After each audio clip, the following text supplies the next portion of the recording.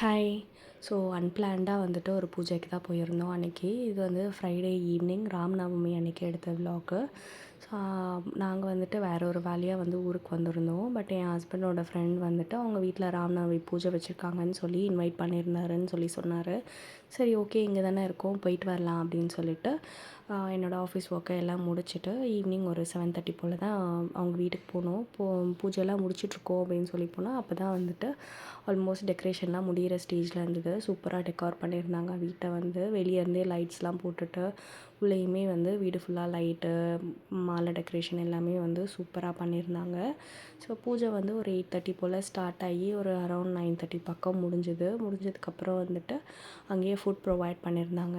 Food வந்து சூப்பராக இருந்தது. ஸோ எல்லாத்தையும் வந்து சாப்பிட்டுட்டு அங்கேயே வந்துட்டு டான்ஸ் ஆடுறவங்க ஒரு பரதநாட்டியம் இது மாதிரி பண்ணியிருந்தாங்க. அதெல்லாம் பார்த்துட்டு அரௌண்ட் ஒரு 10:30 போல் வீட்டுக்கு வந்துட்டோம்.